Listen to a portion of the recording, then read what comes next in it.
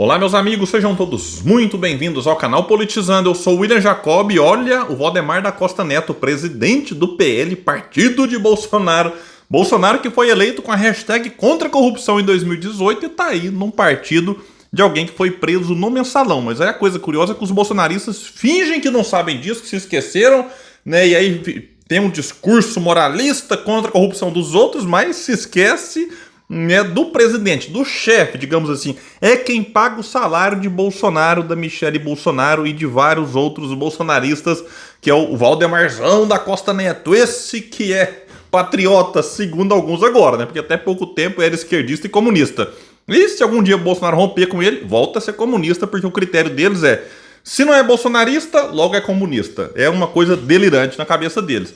E aí o Valdemar fez um post, apagou, mas não foi o suficiente. Levantou mais desconfiança entre os bolsonaristas de que, né, tá tendo uma queda de braço, meio que velada, às vezes nem tão velada assim, entre Jair e Valdemar. Principalmente lá em São Paulo. Já trouxe vários vídeos sobre isso, mas é bom ficar atento, porque o que acontece em São Paulo pode se refletir em outras capitais, porque existe uma negociação, né, que acontece lá, que os partidos podem fazer colocando outras, né, capitais ou grandes cidades no jogo, do tipo eu te apoio aqui, você me apoia ali, sem falar no impacto dessa eleição visando 2026. Então lá um embate, tudo indica até agora, né, será entre quem? Quem Bolsonaro apoiar com o Ricardo Nunes, se vai receber ou não o apoio, e o Boulos, né, que receberá o apoio do presidente Lula. Só que também vou falar de uma outra questão nesse vídeo. Uma introdução um pouco mais longa, mas é importante às vezes, pessoal. O Datena se filiou ao PSB. Teve um evento lá, PSB, que tem a Tabata Amaral. E aí vai de chapa pura, com cabeça de chapa e visto no mesmo partido, já que o Datena está agora no mesmo partido da Tabata. Então quero trazer reflexões sobre isso. O Datena, se dessa vez for mesmo candidato, pode, quem sabe, embaralhar um pouco a disputa, né, lá na capital de São Paulo.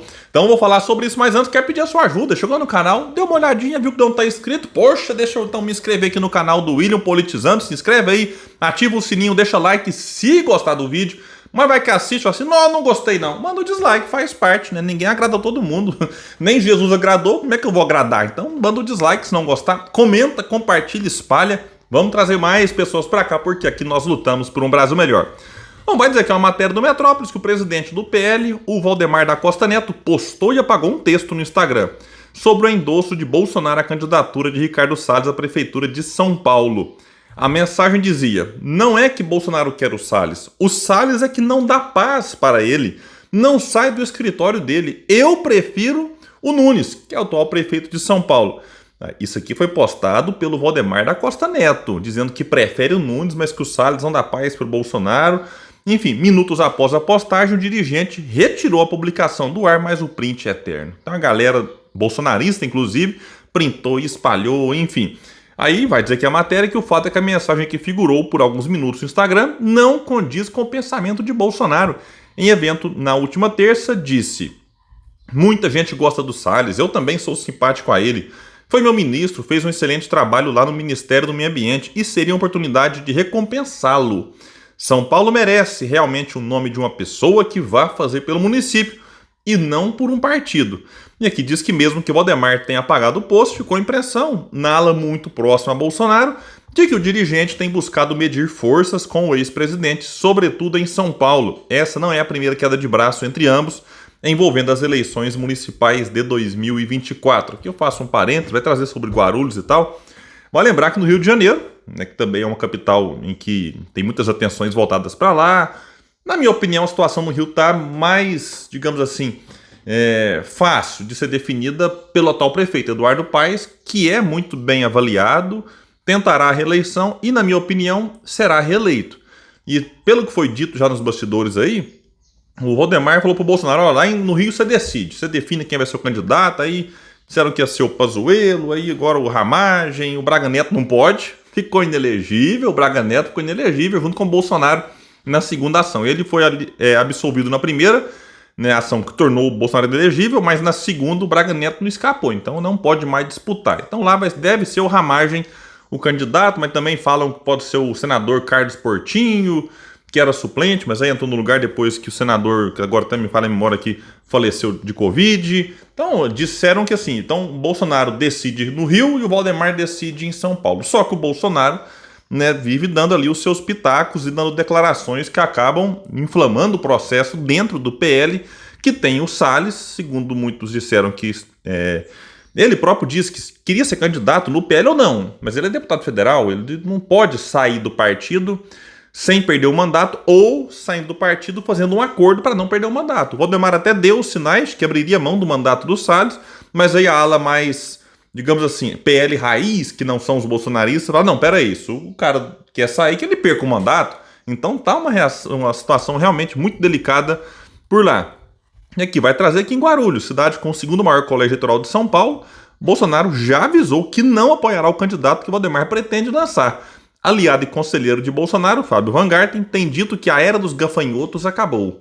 A expressão é uma referência a candidatos que teriam sugado o apoio do ex-presidente para, vitoriosos nas urnas, virarem as costas a ele. É porque o Bolsonaro, o pessoal não se toca, vai virando uma figura tóxica. Então o pessoal se aproveita, como o próprio Bolsonaro se aproveitou. Se aproveitou do partido lá, enfim, que deu a ele legenda, depois virou as costas depois de eleito, enfim, que era o antigo PSL que se fundiu com o DEM, virando União Brasil. Então o Bolsonaro não tem moral para chamar os outros de gafanhoto, porque ele próprio também se aproxima, suga de algumas figuras, aí quando elas se complicam na justiça, se afasta delas, ou nem se complicando. Então, assim, é realmente briga aqui que a gente tem que torcer pela briga.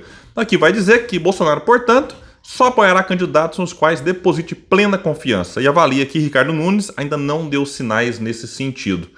E lá em São Paulo, além do Nunes, que é o prefeito disputando a reeleição como um candidato, sim, muito forte, inclusive já aparece nas pesquisas de segundo turno vencendo Boulos. Eu tô falando isso aqui há muito tempo, e aí tem gente que vem cá nos comentários, mas você não tá torcendo, você tem que torcer. A questão não é torcer, é analisar como é que a coisa é. E como é que o pessoal enxerga o Guilherme Boulos. O Boulos vai ter que trabalhar. É possível? Claro que é. Vai ter que trabalhar para reduzir a rejeição. Não adianta você adorar o Boulos. Como é que a maioria da população enxerga? Mas o Boulos é o deputado federal mais bem votado do estado de São Paulo. Foi mesmo, mais de 1 milhão de votos. O segundo colocado foi a Zambelli, 900 alguma coisa. Mas se você olha do primeiro e vai ali no top 10, praticamente só o Boulos, digamos assim, do campo progressista, os outros, praticamente todos, da extrema-direita. Então vai pegar lá Zambelli, Eduardo Bolsonaro, o Ricardo Salles, foi muito bem votado, mais de 600 mil votos. Então não é porque o Boulos foi mais deputado mais votado no estado que agora acha que ele não vai ser eleito. Tanto é que ele sabe que a situação é difícil por lá. Ele vai ter que lidar com a rejeição alta, que inclusive ele foi para o segundo turno em 2020, perdeu, tomou 20 pontos de vantagem. O Bruno Covas colocou 60-40 nele. E agora ele lidera no primeiro turno, mas no segundo já aparece atrás do Nunes. O Nunes que muitos nem conhecem ainda. Tem a máquina na mão. Tá aí agora, né? Lançou tarifa zero no domingo, para andar de ônibus de graça. Aí aumenta daqui, diminui dali. Tá tentando melhorar a sua popularidade e é um candidato que não pode ser desprezado. E além dele, agora atrás nas pesquisas tem quem? O Ricardo Salles, né? Além do Nunes e do Boulos. O Ricardo Salles está com dificuldade, mas se o Bolsonaro decide apoiar o Salles, né, eu diria que pro Boulos até que seria bom no primeiro turno, porque vai dividir os votos ali e tal. Como é que vai ficar a situação? Quem vai ficar em segundo lugar? Porque para mim o Boulos tem meio que uma vaga garantida no primeiro. Com apoio do Lula, com rejeição e simpatia, né? Ele tem sim, na minha opinião, vaga no segundo turno. Eu acho, o Boulos tem. A dificuldade do Boulos é no segundo turno ter a maioria. Mas a disputa pela segunda vaga, por enquanto, ninguém chega nem perto do Nunes. Mas se o Salles receber o apoio do Bolsonaro, a situação muda. E aí a notícia recente é Datena, o eterno candidato que nunca vira candidato, né, se filiou ao PSB. Deve ser o 10º partido da Datena. O último era o PDT. Ficou no PDT pouquíssimo tempo e aí agora já foi para o PSB. Segundo dizem, para virar vice da Tabata Amaral. Olha, se o Datena nunca animou sair da TV nem para ser candidato, com chances reais de vencer, como tinha agora para o Senado em São Paulo, e eu acho que se fosse candidato teria vencido, que acabou sendo o astronauta. Então, será que o Datena vai largar a TV para virar vice da Tabata? Olha, é uma situação muito esquisita essa aqui do Datena, mas tá lá. Agora tá no PSB. né? Se for mesmo, aí vai ser chapa pura, a Tabata então não vai ter aliança com ninguém. O próprio PDT, que o Datena estava, deve apoiar a candidatura do Guilherme Boulos. O PSDB talvez vai apoiar a Tabata Amaral, o que eu duvido, mas se for apoiar, não vai indicar o vice, já que o vice seria o Datena do próprio partido da Tabata, o que dificulta tempo de TV, recurso para fazer campanha, né, e outras questões mais. Agora, se o Datena de fato sair da televisão e falar vou ser candidato, olha, ele é alguém que consegue atrair votos para ele próprio. Não sei como é que seria como vice. Em sendo candidato a vice na chapa da Tabata, vamos ver como é que vai ser as pesquisas, mostrando ali Tabata com Datena. Porque o Datena candidato, ele poderia tirar voto de todo mundo. Um pouco do Boulos, um pouco do Salles, um pouco do Nunes, um pouco da Tabata, porque é alguém que o povão conhece. E aí embaralharia mais ainda o jogo. Agora, como vice, vai ter que ver qual vai ser a capacidade dele de atrair voto para a cabeça de chapa, que é a Tabata, que tem simpatia de alguns setores, mas tem rejeição de outros também. Então, pessoal, é muita indefinição, né? Definido lá é Boulos será candidato e o Nunes. Agora, os outros, olha, tá muito em aberto o jogo. A própria Tabata eu só acredito vendo, mas ela não tem nada a perder, porque ela vai lá, disputa, se ela perde, volta com um deputado federal normal até 2026. Agora, quem vai ser vice de quem? Isso aí pode, sim, mudar muito. A Marta Suplicy está sendo cobiçada para ser vice do Boulos, né? E também do Ricardo Nunes, lembrando que ela é secretária da prefeitura que tem o Nunes à frente. Então, assim, é muita indefinição e qualquer peça que se mexe aqui pode mexer também com o tabuleiro de uma forma geral e impactar nas eleições. Então vamos ficar bastante atento a isso. Como eu disse, São Paulo está aí a principal capital, a principal disputa e a gente vai ter que dar bastante atenção por lá. Eu fico por aqui, quem puder espalhe o vídeo, compartilha. Vamos trazer mais pessoas para cá, porque aqui nós lutamos por um Brasil melhor. Valeu, gente, até mais.